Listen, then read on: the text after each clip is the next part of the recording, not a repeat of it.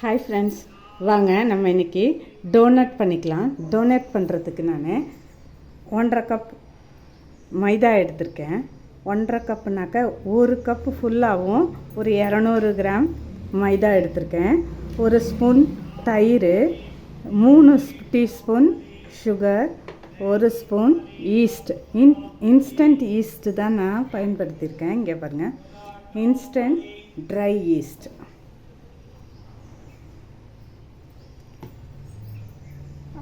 ஒரு 1/2 கப்போட கொஞ்சம் கம்மியாக, என்ன பாருங்கள், 1/2 கப்பில் கொஞ்சம் கம்மியாக பால் எடுத்திருக்கேன்.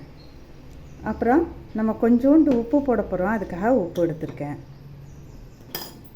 வாங்க இப்போ எப்படி செய்யலான்னு பார்க்கலாம். ஃபஸ்ட்டு பாலில் ஈஸ்ட்டும் சுகரையும் ஆட் பண்ணோம். சுகரை நம்ம அரைச்சிட்டு வந்துடலாம். இப்போ 1/2 கப்போட கொஞ்சமாக பால் எடுத்துருக்கோங்க, அதை ஒரு பவுலில் ஊற்றிக்கலாம். அதில் 1 ஸ்பூன் ஈஸ்ட் இருந்ததில் அதையும் போட்டிருக்கேன். அப்புறம் அது கூட நம்ம சுகரை பவுடர் பண்ணிட்டு வந்திருக்கோம், சுகர் பவுடர், அதை போட்டுக்கலாம். சுகர் பவுடர் சேர்த்துட்டு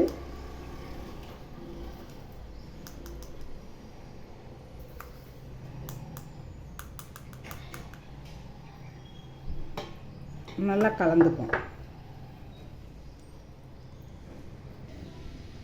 நம்ம இப்போ 200 கிராம், 1 கப் 200 கிராம் மைதா எடுத்து சலிச்சு எடுத்துக்கலாம்.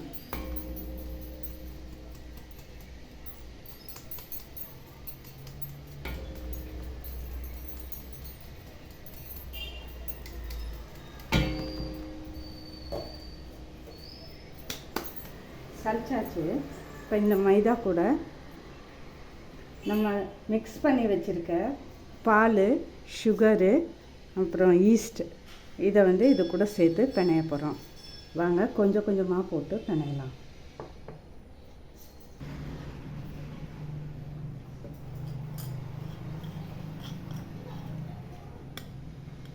கொஞ்சமாக டேஸ்ட்டுக்காக உப்பு போட்டுக்குவோம்.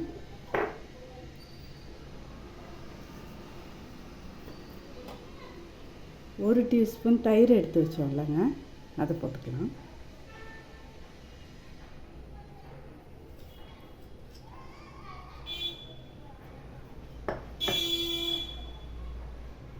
இது கூட இப்போ நம்ம இந்த மிக்ஸ் பண்ணி வச்ச இந்த பால் இதை சேர்த்துக்க போகிறோம்.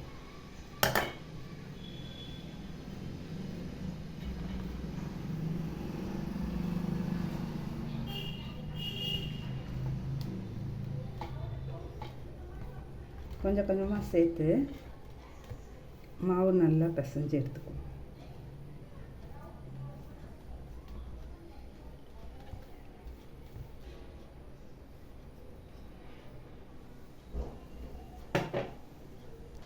மாவு பாருங்கள், அந்த பாலோட மிக்சரில் இதை போட்டு பிணைஞ்சதும் இந்த மாதிரி வந்துடும். இதுக்கப்புறம் இது கூட ஒரு 2 ஸ்பூன் எண்ணெய் ஊற்றி நல்லா பிணைஞ்சு எடுத்துக்கலாம். 2 ஸ்பூன் எண்ணெய் ஊற்றிட்டேங்க, பிணைஞ்சு எடுத்துக்கலாம். வாங்க.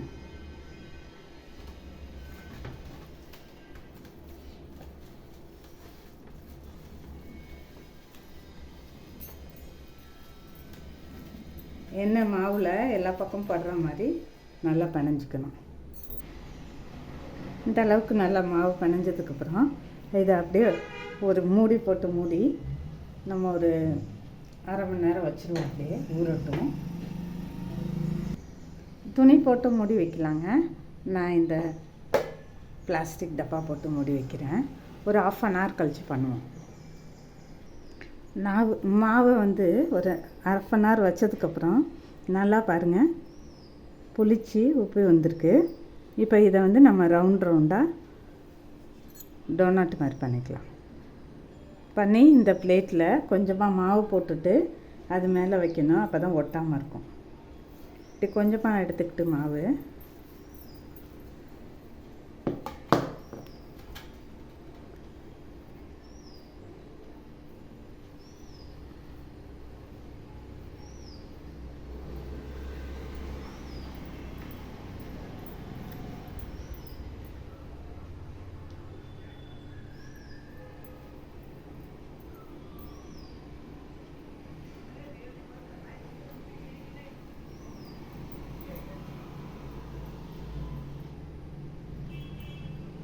இப்படி நல்லா இது பண்ணிட்டு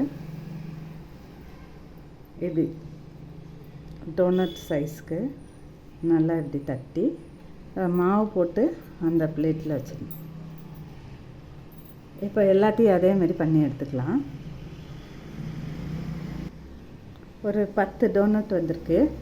இந்த மாதிரி பண்ணிவிட்டு இப்போ இதையும் வந்து நம்ம மூடி வச்சிட போகிறோம். ஒரு துணி போட்டு ஒரு 1/2 அன் ஹவருக்கு மூடி வச்சுருவோம். இதையும்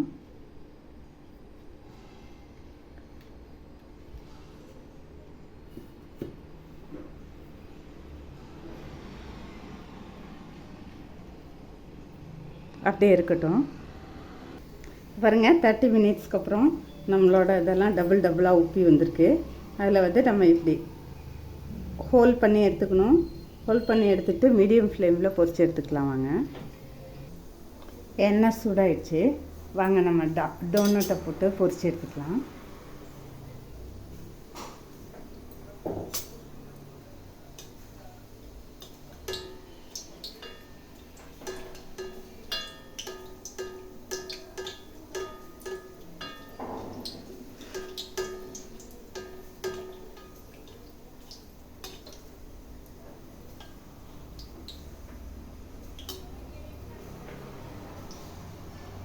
மீடியம் ஃப்ளேமில் தான் பொரிக்கணும். அப்போ தான் அது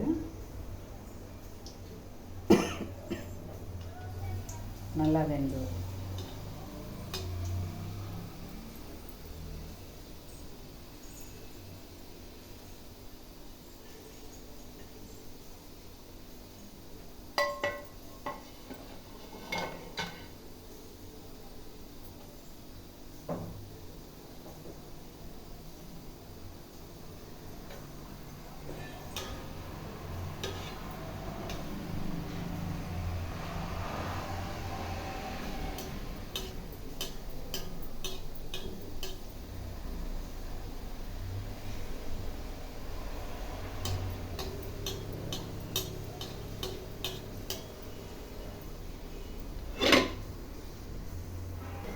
டோனட் வெந்துருச்சு. வாங்க எடுத்துடலாம்.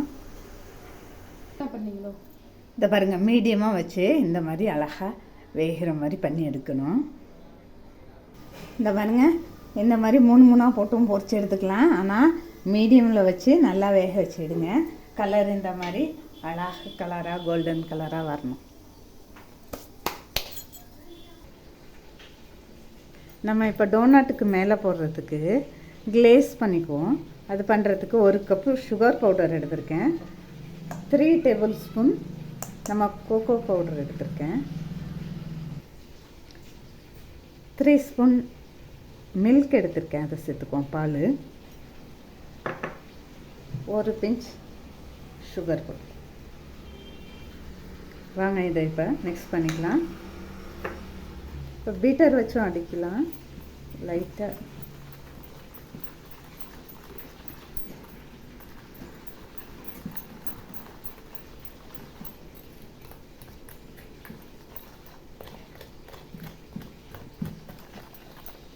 விஸ்க் வச்சு கூட அடிச்சுக்கலாங்க. நம்ம ஹேண்ட் விஸ்க் வச்சு வாங்க அடிக்கலாம்.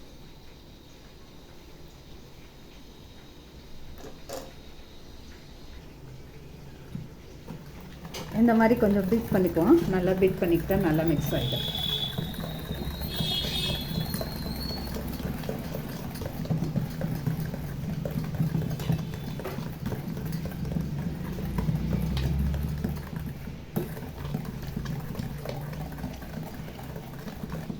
பாருங்கள், நல்லா பீட் ஆகி இந்த மாதிரி வந்துடும். இந்த மாதிரி வரணும். நம்ம இப்போ நம்மளோட டோனட் பண்ணி எடுத்துகிட்டு வந்திருக்கோம்ல, அது மேலே நம்ம பண்ணி வச்சுருக்க சாக்லேட் கிளேஸை அப்ளை பண்ணிக்கலாம். இதுக்கு மேலே டெக்கரேஷனுக்காக நம்ம வந்து ஸ்ப்ரிங்கிள்ஸ் போட்டுக்கலாம். சுகர் ஸ்ப்ரிங்கிள்ஸ் கிடைக்கும் டிஃப்ரெண்ட் டைப்ஸாக. அது போட்டுக்கிட்டோம்னாக்கா